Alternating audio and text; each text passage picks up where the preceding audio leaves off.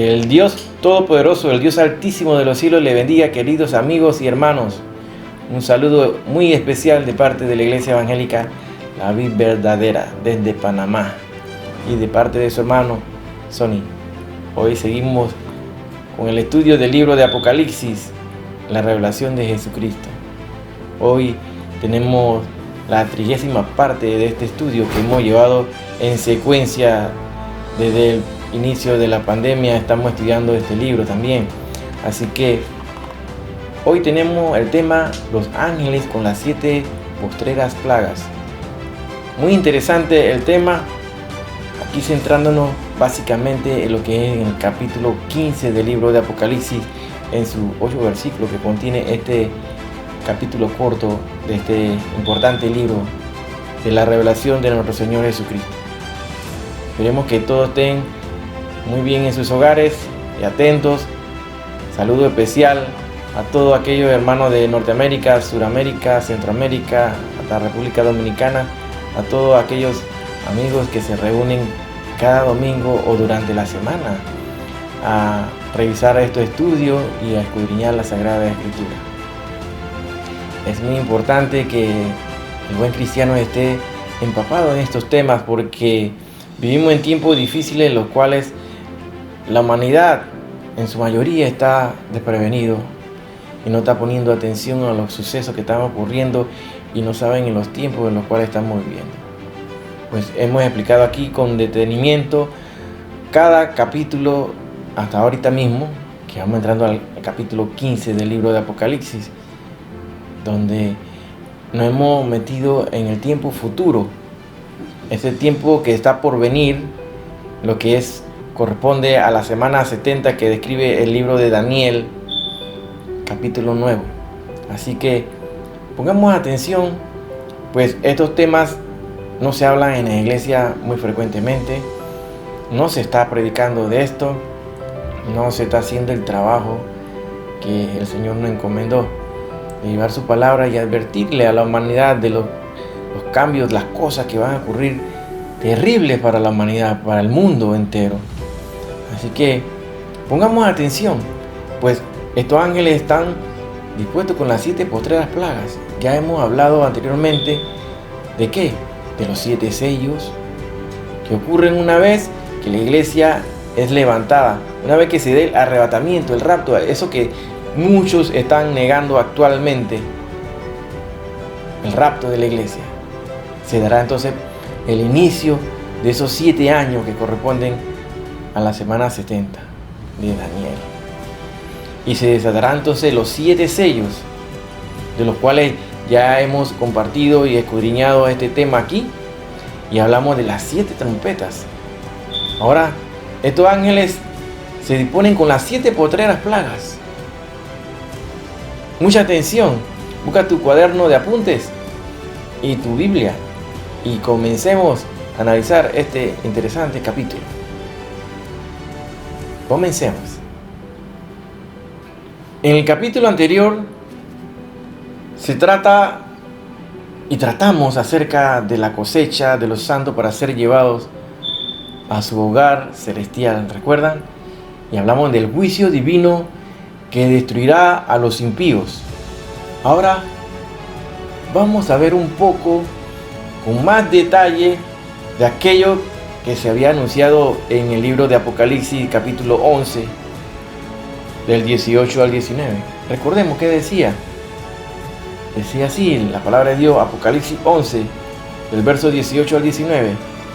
Y se airaron las naciones, y tu ira ha venido, y el tiempo de juzgar a los muertos y de dar galardón a tus siervos los profetas, a los santos y a los que temen tu nombre, a los pequeños y a los grandes, y de destruir a los que destruyen la tierra.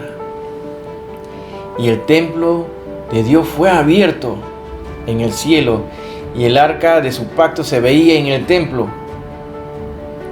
Y hubo relámpagos, voces, truenos, un terremoto y grande granizo.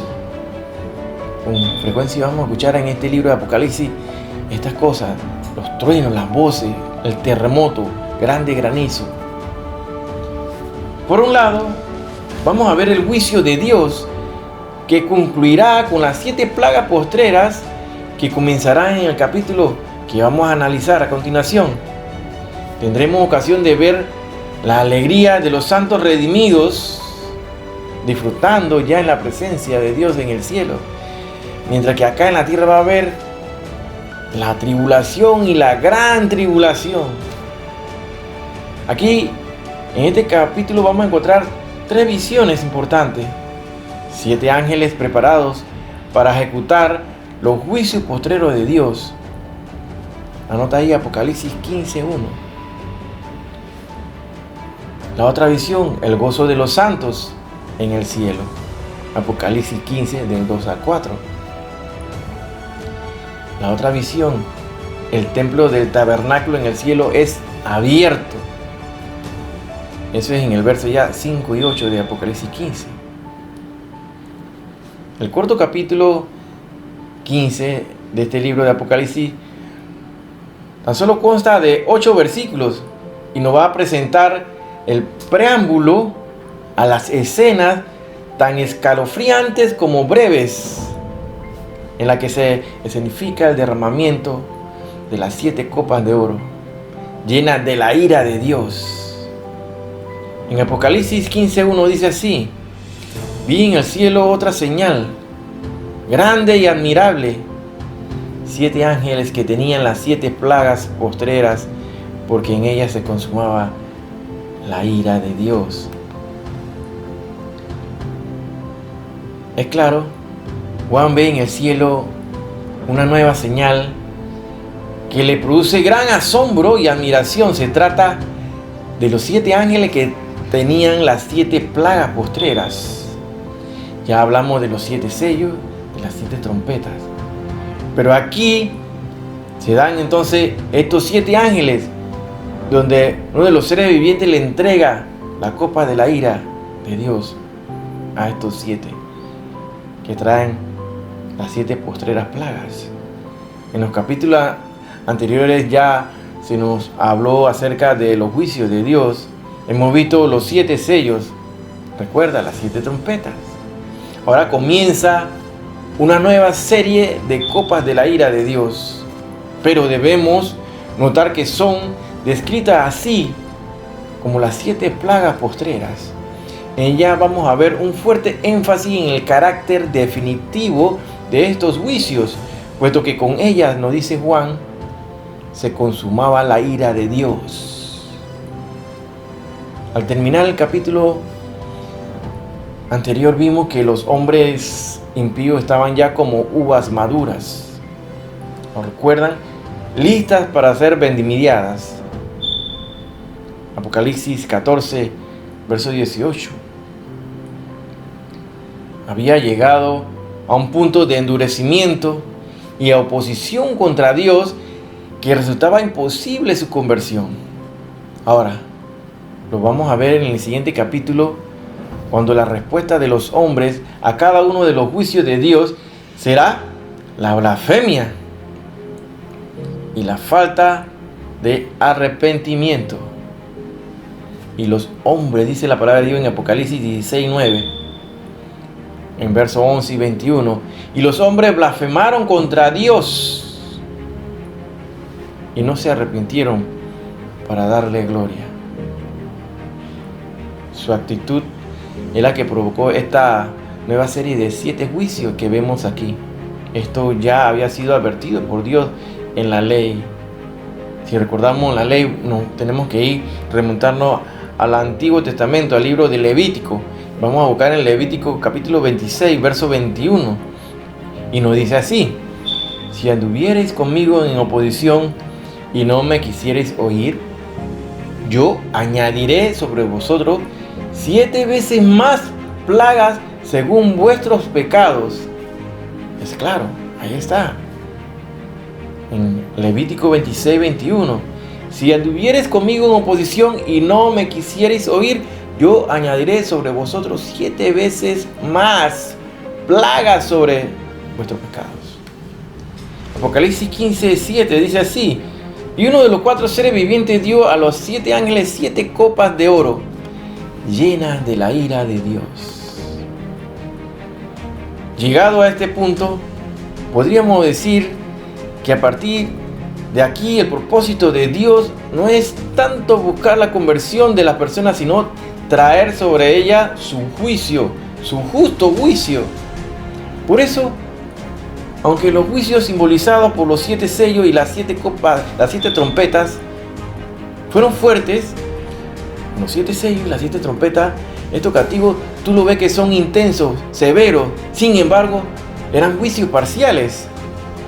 Pero a partir de aquí las limitaciones desaparecen y los juicios afectan al universo entero y se centran especialmente contra el reino de la bestia. Sin lugar a dudas, el tema de la ira de Dios no nos gusta. Se habla muy poco de ello, incluso entre los creyentes. A veces pareciera que el pueblo de Dios se avergüenza de la ira de Dios y las manifestaciones tan terribles que aquí se muestran de sus juicios. Sin embargo, vamos a ver en este pasaje que la manifestación de la ira de Dios produce uno de los cánticos de alabanza más hermosos que se hayan escuchado en el cielo. A todos nos agrada pensar en el amor de Dios. Y cuando se nos menciona su ira, nos parece que es algo ajeno a su carácter. Ningún creyente dudaría en admitir que el amor es uno de los atributos de Dios. Lo sabemos, Dios es amor. Pero pocos se atreverían a decir que la ira es otro de ellos. Evidentemente, esta visión de Dios encaja muy bien con las preferencias del ser humano. Queremos un Dios que se preocupe por nuestro placer y bienestar, pero no uno que nos reprenda y nos castigue por lo que hacemos mal. Vemos pues que las catástrofes que resultan cuando los ángeles derraman las 7 copas de la ira de Dios se describen como estas plagas. Por lo tanto, es evidente que las 7 copas de oro contienen las 7 plagas postreras. Pero no olvidemos que en gran medida la belleza de Dios consiste en su odio hacia el pecado. De hecho, si este universo puede llegar un día a ser diferente, solo será posible por la ira de Dios. Ahora bien, dicho esto, debemos aclarar que la ira de Dios no tiene nada que ver con las manifestaciones humanas de ira. En el hombre se trata de una pérdida de control. La palabra de Dios dice: airaos, pero no pequéis. El hombre se aira también. Es una pérdida de su control, de una manifestación de su mal carácter, pero en Dios no tiene nada que ver con esto. La ira de Dios es la respuesta anunciada contra toda forma de pecado. La palabra de Dios nos menciona así como el carácter de Jonás, que él era un hombre se airaba con nada, que tú le hablaras, el hombre explotaba. Es más, cuando Dios lo manda a Nínive, él se rehusó, él no quería ir. Señor, manda un fuego y quémalo a todo, que lo desaparezca. Así él respondía. Pero la ira de Dios es la respuesta anunciada contra toda forma de pecado. Ahora, si lo pensamos bien, dentro de cada uno de nosotros permanece el anhelo de que Dios actúe y juzgue la maldad de los hombres. Todos queremos ver cómo aquellos que abusan de su poder son juzgados, que Dios escucha el clamor de los oprimidos e interviene. ¿Con cuánta frecuencia no escuchamos a personas hablar así y preguntarse: si Dios existe, ¿por qué no hace algo ante la injusticia que vemos en este mundo? El problema surge cuando Dios viene a juzgarnos también a nosotros. En ese momento ya no nos gusta la ira de Dios contra el pecado. Pero si Dios ha de llevar a cabo su proyecto para convertir este mundo en un lugar bueno, es necesario que previamente acabe con todo tipo de pecado. No solo los que son mal vistos socialmente, sino cualquier transgresión contra la ley de Dios. Es lógico que a los hombres pecadores les agrade la idea de la ira de Dios, y este debería ser un motivo para que se preocupen. Las 7 copas de la ira de Dios contienen las 7 plagas postreras, y en ellas se consuma la ira de Dios. Recordemos esta palabra postrero o postrera. Viene del latín postrarius, postrero, adjetivo que puede tomarse interpretado así como último en una lista o serie.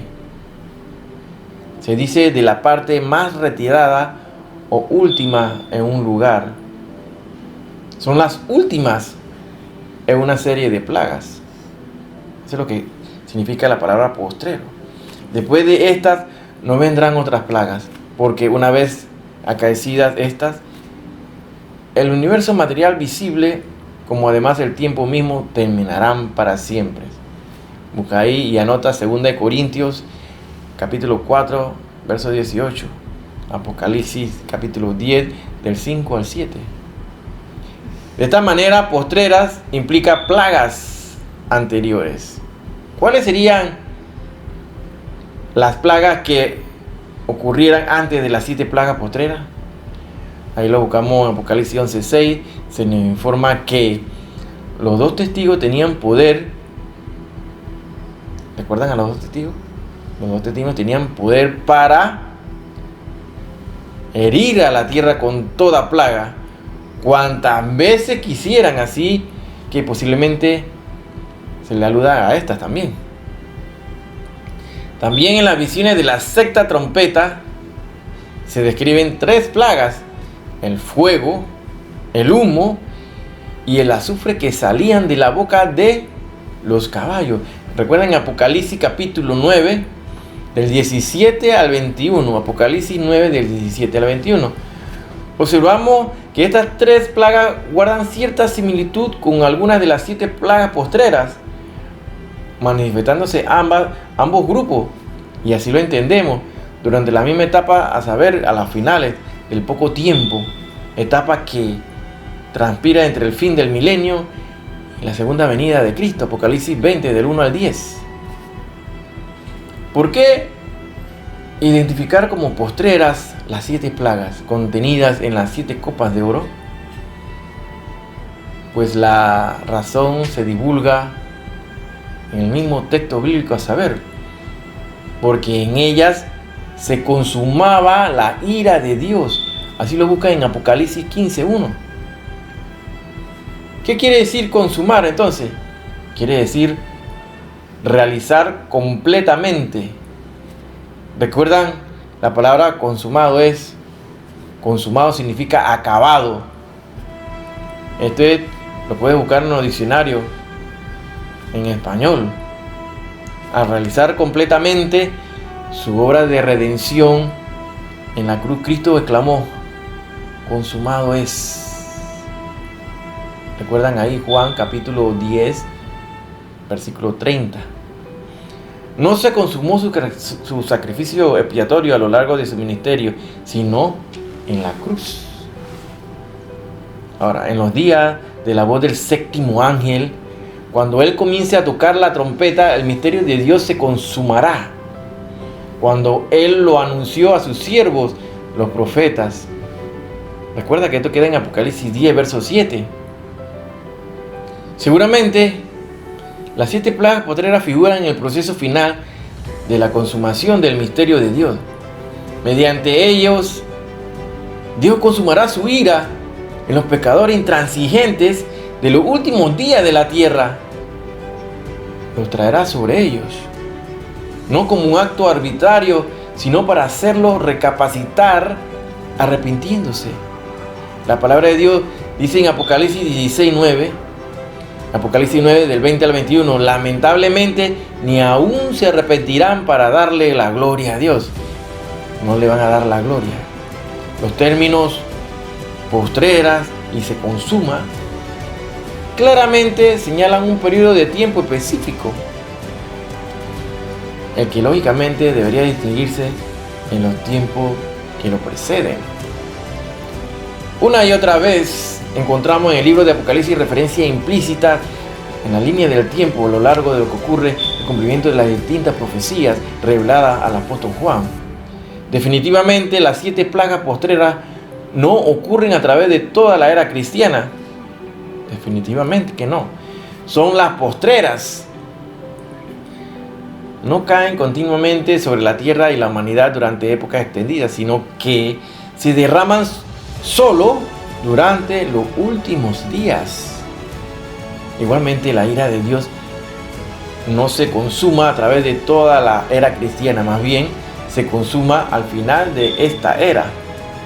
O sea, que alcanza su punto culminante durante los últimos días de la era, manifestándose fulminantemente y terminando en la destrucción completa de todos los enemigos de la deidad de nuestro Dios, como además en la de toda la creación visible. Anota ahí, 2 Corintios 4:18. Precisamente por ser postreras y porque en ellas se consumaba la ira de Dios, razonamos en estas 7 plagas que pertenecen a los últimos tiempos agónicos del planeta Tierra. Consiguientemente lo proyectamos para el final del poco de tiempo que queda. En Apocalipsis 15, de 2 al 4, ahí vamos a ver referencia a esa visión, el gozo de los santos en el cielo. Vi también como un mar de vidrio mezclado con fuego, y a los que habían alcanzado la victoria sobre la bestia y su imagen, y su marca y el número de su nombre, en pie sobre el mar de vidrio con las arpas de Dios, y cantan el cántico de Moisés, siervo de Dios, y el cántico del Cordero, diciendo: Grandes y maravillosas son tus obras, Señor, Dios Todopoderoso, justo y verdadero son tus caminos, Rey de los santos. ¿Quién no te temerá, oh Señor, y glorificará tu nombre? Pues solo tú eres santo, por lo cual todas las naciones vendrán y te adorarán, porque tus juicios se han manifestado. La segunda visión que Juan tiene nos presenta a los que habían alcanzado la victoria sobre la bestia y su imagen, y su marca y el número de su nombre. Ya no están en la tierra, sino que aparecen en la misma presencia de Dios. Seguramente debemos pensar que estos son aquellos que en el capítulo anterior habíamos sido cegados para ser llevados a su patria celestial. Apocalipsis 14, del verso 14 al 16. Anótalo ahí. Ahora están en pie sobre lo que Juan le pareció un mar de vidrio mezclado con fuego.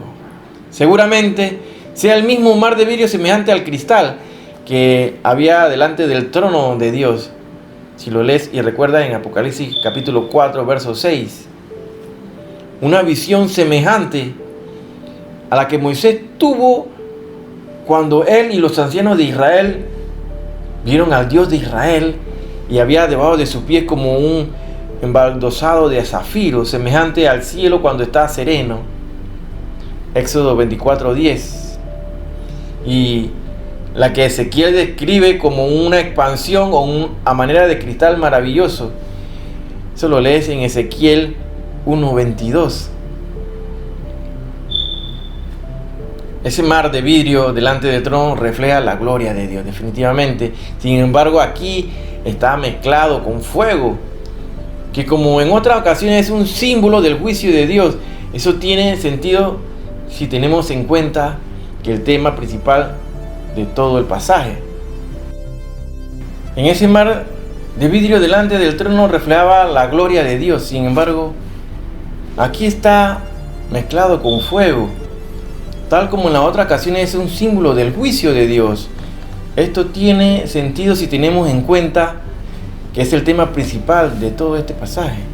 Ahora bien, encima de este mar de vidrio se encuentran de pie los que habían alcanzado la victoria sobre la bestia y su imagen y su marca y el número de su nombre. Esto es curioso porque al marcharse de este mundo parecían perdedores más que vencedores. Ya vimos que la bestia se le permitió hacer guerra contra los santos y vencerlos. Recuerda lo que dice Apocalipsis capítulo 13, verso 7. Sus condiciones de vida bajo el régimen de la bestia fueron realmente angustiosas, pero ellos prefirieron ser fieles hasta la muerte antes de negar a Cristo. Recuerda lo que dice Apocalipsis capítulo 12, verso 11. Y ellos le han vencido por medio de la sangre del Cordero y de la palabra del testimonio de ellos, y menospreciaron su vida hasta la muerte. La fascinante escena del mar de vidrio mezclado con fuego, en la que se presentan los que habían alcanzado la victoria sobre la bestia y su imagen. Apocalipsis 15, del 2 al 4, también tiene como conclusión conforme que a estas 7 plagas postreras se cumplen, finalizándose ya al final de los tiempos. Estos seres parados sobre el vidrio mezclado con fuego, una pregunta válida y sería, ¿pero quiénes son esos? ¿Quiénes son? Según la visión que vemos aquí, son específicamente los que lucharon en la tierra contra la bestia y su imagen, resistiendo y triunfando sobre las fuerzas malignas. Pero serán vencidos, serán muertos, por eso que son vistos allá en los cielos. Para el tiempo del inicio de las 7 plagas postreras, estos seres triunfantes están en pie sobre el mar de vidrio, en el cual se encuentran, tomemos nota, delante del trono de Dios, según la visión de Apocalipsis 4, del 1 al 6. Es decir, están en el cielo. No están en la tierra, tampoco están en la región del paraíso o el Hades. Definitivamente están en el cielo. Así que, según los parámetros de esta visión, estos seres victoriosos serían deducidos los mártires de Dios y de Cristo, resucitados en la primera resurrección. Observemos la escena del mar de vidrio mezclado con fuego. Estos seres no son presentados como sentados sobre tronos y reinados con Cristo, posición y poder que se le concede durante el milenio. Más bien los vemos en pies sobre el mar de vidrio, cantando el cántico de Moisés y el cántico del Cordero. Y el cántico: grandes y maravillosas son tus obras, Señor Dios Todopoderoso. ¿Por qué no lo cantan en este escenario y en este preciso momento de su existencia? La razón parece ser bastante obvia, a saber, porque ya está a la vista el triunfo final de Dios sobre todas las fuerzas satánicas.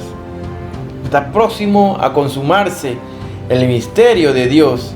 Recuerda Apocalipsis 10, capítulo 10, verso 7. Definitivamente, al consumarse la ira de Dios contra los últimos impenitentes acérrimos. Apocalipsis 15, 1. En la escena del mar de vidrio, escuchamos a los mártires glorificando, entonar las gloriosas palabras sublimes que componen el cántico de Moisés, siervo de Dios, y el cántico del Cordero. Cantan, proyectamos como un nutrido coro de ángeles celestiales: grandes y maravillosas son tus obras, Señor Dios Todopoderoso, justo y verdadero son tus caminos, Rey de los santos. ¿Quién no te temerá, oh Señor, y glorificará tu nombre? Pues solo tú eres santo, por lo cual todas las naciones vendrán y te adorarán, porque tus juicios se han manifestado. Ya lo hemos leído varias veces, Apocalipsis 15, del 3 al 4. Concluimos pues que el cántico de Moisés y el cántico del Cordero no son dos cánticos distintos, sino son el mismo cántico que acabamos de escuchar. Ahora, todos ellos se encuentran ante el mismo trono de Dios como vencedores. Así se cumplirá lo que dijo el Señor Jesucristo. Busca en Mateo capítulo 16, verso 25. Porque todo el que quiera salvar su vida, la perderá. Y todo el que pierda su vida por causa de mí, la hallará. Mateo 16, verso 25. Queda demostrado de este modo que nada puede triunfar sobre el pueblo de Dios cuando éste decide ser fiel al Señor. A continuación, Se muestra la alegría de estos vencedores. Juan dice que los vio con las arpas de Dios y que cantaban el cántico de Moisés, siervo de Dios, y el cántico del Cordero. Parece que el arpa es uno de los instrumentos principales usados en el cielo para acompañar la adoración. Los 24 ancianos tenían arpas. Eso lo dice en Apocalipsis 5, verso 8. Y también los 144,000 que encontramos en Apocalipsis 14, del 2 al 3. Poco a poco el coro celestial se va completando. Imagínense acá cuando adoramos y cantamos. Ahora imagínense cuando estemos allá en los cielos. Corre nuestra imaginación. No alcanza a ver las maravillas que esperan, las cosas que nos están esperando allá, los galardones en los cielos, hermano. En cuanto al cántico que cantaba, debemos notar que se presenta como una breve paréntesis que anuncia el gozo celestial ante la inminente consumación de la ira de Dios. Mientras que nosotros estamos celebrando, acá va a haber destrucción, tribulación, gran tribulación, la cual no ha visto nunca en la historia de la humanidad. Notemos cuál era la razón de su adoración. Porque tus juicios se han manifestado. Así dice Apocalipsis 15:4. Cuando esto empiece a ocurrir, ellos ya estarán a salvo en el cielo con el Señor. Claro, nosotros, la iglesia.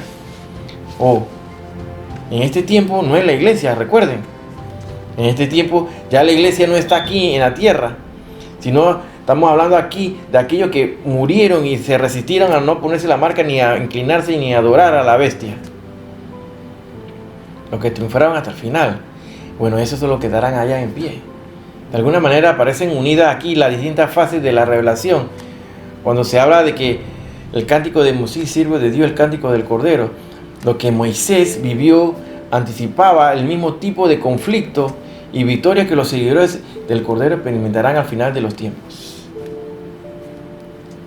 Si recordamos que en Egipto, en los tiempos de Moisés, Faraón se había levantado desafiando a Dios e intentando aniquilar a su pueblo, al pueblo escogido.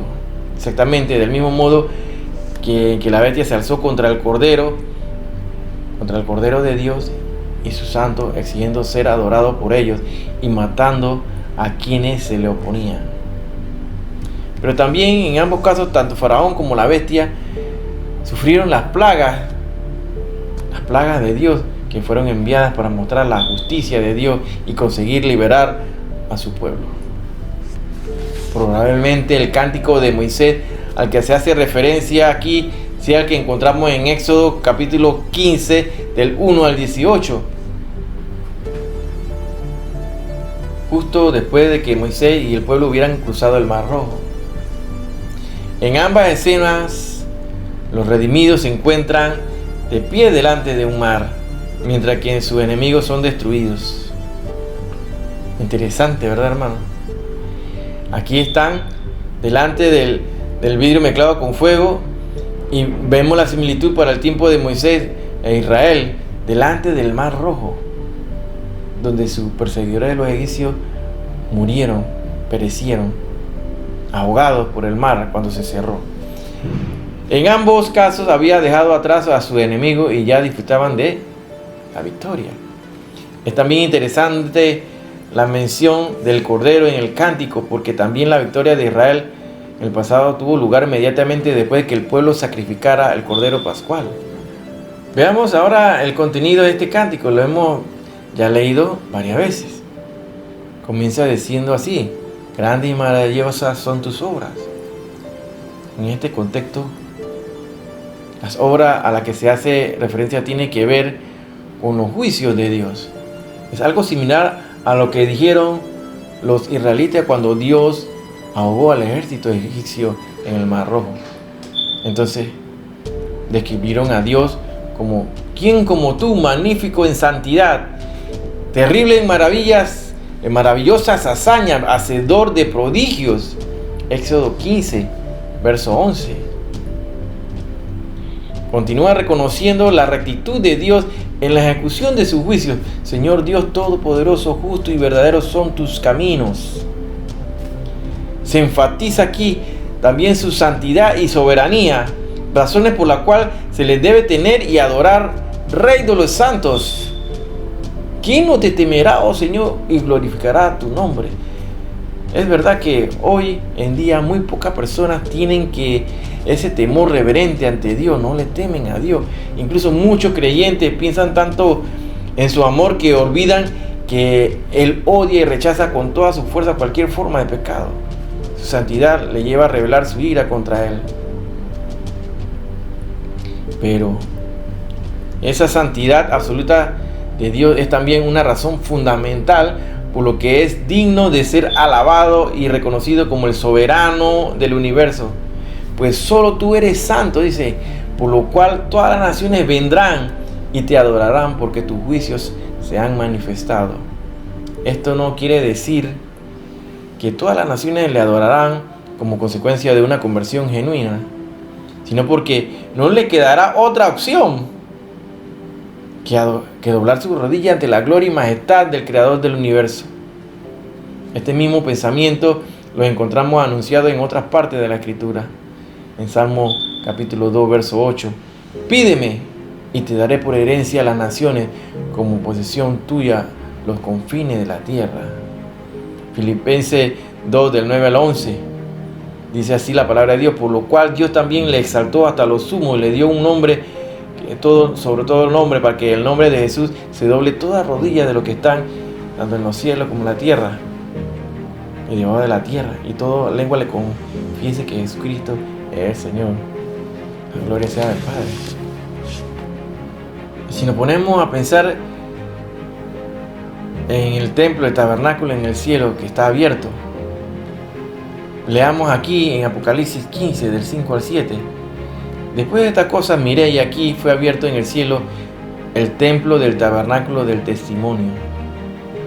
Y del templo salieron los 7 ángeles que tenían las 7 plagas, vestidos de lino limpio y resplandeciente, y ceñidos alrededor del pecho con cintos de oro. Y uno de los 4 seres vivientes dio a los 7 ángeles 7 copas de oro, llenas de la ira de Dios que vive por los siglos de los siglos. Juan regresa ahora al mismo tema con el que comenzó este capítulo, las 7 plagas postreras que serán administradas por 7 ángeles. Sin embargo, antes de tratar ese tema, observemos un detalle importante. Dice así: fue abierto en el cielo el templo del tabernáculo del testimonio.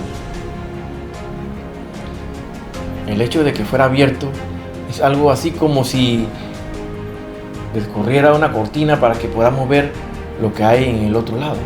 Ahora bien, con esta apertura del santuario parece querer decir que los pensamientos y los planes de Dios comienzan ahora a realizarse abiertamente en la tierra. Los juicios que hasta ese momento han obrado en este mundo como escondidas, ahora se verán claramente como juicios provenientes del Dios del cielo. Notemos esto: el templo se llama también el tabernáculo del testimonio. El testimonio se refería a las tablas de la ley que estaban en el arca, en el lugar santísimo. ¿Lo recuerdan? Esa ley trata del carácter de Dios y de los requisitos que Dios espera que los hombres cumplan. ¿Qué importancia tiene este detalle en lo que estamos refiriéndonos aquí?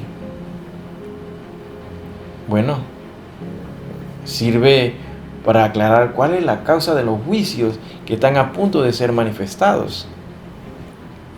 Cuando los hombres quebrantan la ley de Dios y viven de espaldas a Él, le ofenden gravemente. Algunos piensan que como son mayoría los que no creen en Dios,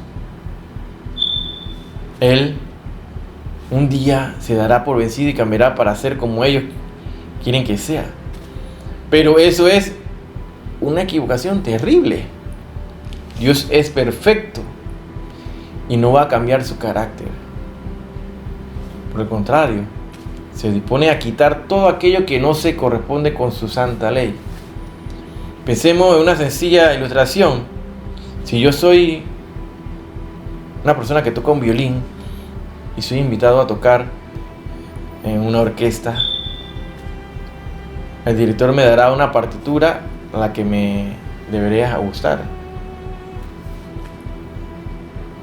Si cuando todos los músicos comienzan a tocar, yo decido tocar otra cosa que a mí me gusta más, el director no tendrá más opción que parar la orquesta y hacerme salir de otro modo. Verá arruinada su propia partitura y todo el sonido.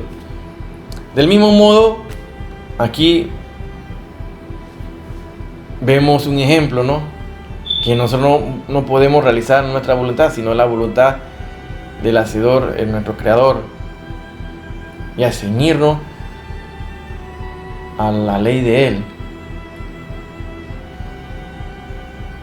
¿Ves?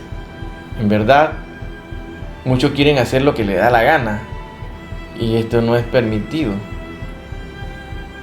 Así que seríamos unos músicos que nos salimos de la línea y estamos tocando otra cosa cuando la mayoría está tocando otra, la sinfonía, la orquesta entera se desajusta, y Dios no va a permitir eso. En todo caso, como ya hemos señalado anteriormente, la Biblia no se avergüenza de la idea de un Dios que juzga. Veamos ahora que los 7 ángeles que tenían las 7 plagas salían del templo de Dios, dando a entender claramente que estaban ejecutando sus órdenes. Y se añade otro detalle más que refuerza esta idea. Estaban vestidos de lino limpio y resplandeciente y ceñidos alrededor del pecho con un cinto de oro. Aquí la idea que transmite su vestido es de santidad y pureza. Definitivamente, a muchos les puede extrañar que el asunto de la ira de Dios contra el pecado tenga algo que ver con la belleza y la pureza de carácter, pero es así. En el cielo no es considerado algo como algo brutal o como si fuera fruto de una malvada pasión. Tiene que ver con una auténtica inquietud por la justicia, y esto siempre es bueno. En relación a lo anterior, hemos notado quién es el que da las copas de la ira de Dios a los 7 ángeles. La palabra de Dios lo dice así: uno de los 4 seres vivientes. Estos seres aparecieron por primera vez cuando lo vimos en Apocalipsis 4:6, y vimos que ocupan un lugar estratégico alrededor del trono de Dios y que le sirven en su presencia. Su propia descripción como seres vivientes nos da a entender que ellos valoran la vida y por lo tanto están en contra de todo aquello que acabe con la vida, como lo es el pecado. Otro detalle curioso es que la ira de Dios iba contenida en 7 copas de oro. Este tipo de tazón o escudilla poco profunda se usaban frecuentemente en el templo para verter las libaciones sobre los sacrificios que se le elevaban en olor grato ante Dios. Hemos de pensar que el sacrificio de los impíos pudiera ser interpretado de esta manera. Veamos lo que dice el apóstol Pablo en 2 Corintios capítulo 2 del 15 al 16.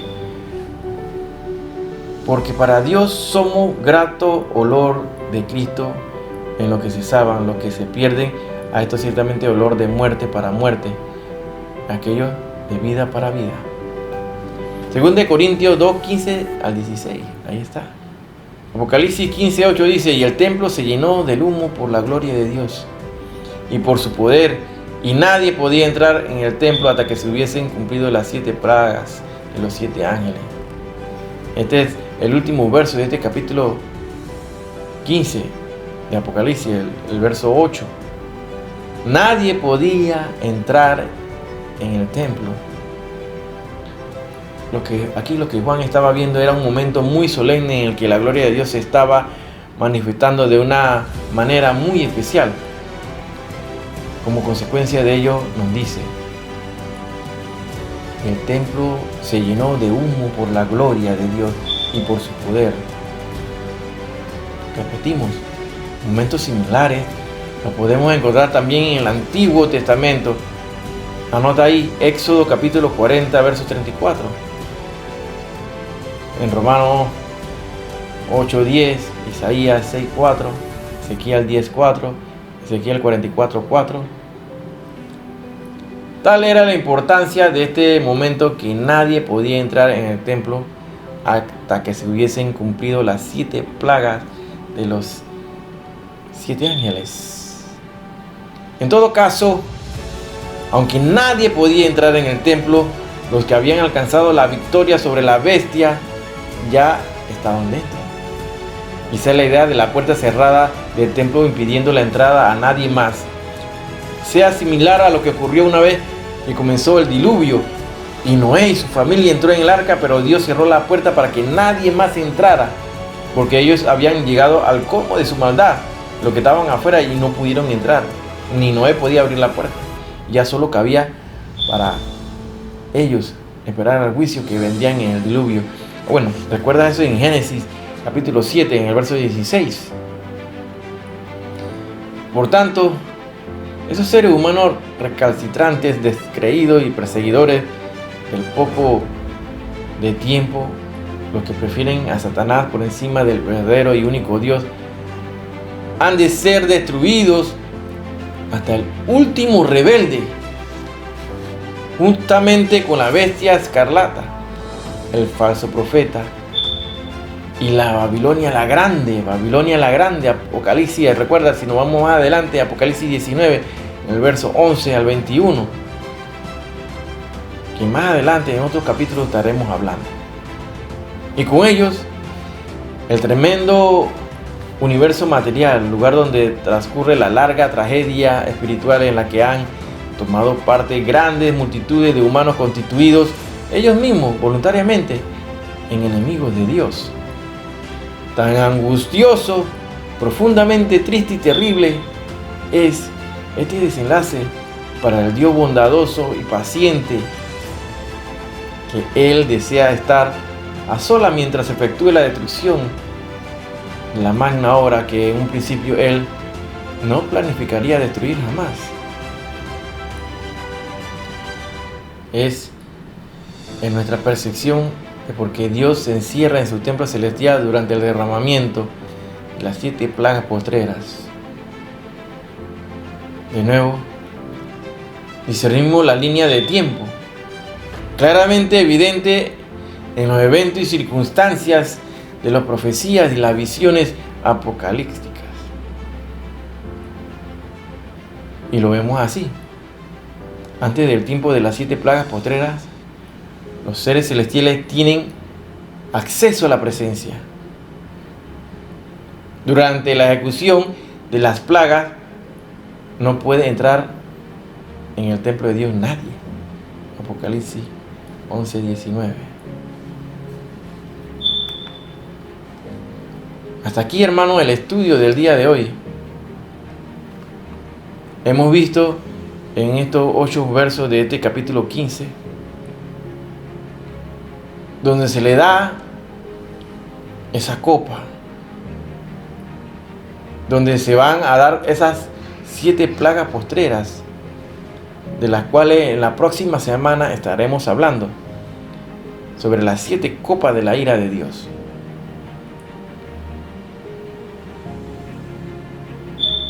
Horribles juicios vendrán, terribles, cuando esas copas comiencen a ser derramadas sobre los impíos, sobre los que se quedaron, para culminar entonces el periodo de los 7 años y se dé la segunda venida de Jesucristo, nuestro Redentor, nuestro Salvador. Emocionante evento. Mas en este momento lo que estamos esperando es que se dé el rapto inminente de la iglesia. Recordemos que la segunda venida se dará 7 años después de que se dé el rapto. Importante, y lo hemos analizado no solamente con un verso bíblico, con varios versos bíblicos reforzados en su plenitud en la Sagrada Escritura. No haciendo doctrina de un solo verso, con un solo versículo, no. Es basado en todo el contexto bíblico, no dando falsas interpretaciones, no dándote fechas tampoco, porque está prohibido dar fechas. Nadie sabe el día ni la hora, nadie lo sabe, solamente el Padre. Hasta aquí, hermano, entonces, Shalom Alejem. Nos vemos la próxima semana. Y si Cristo no ha venido.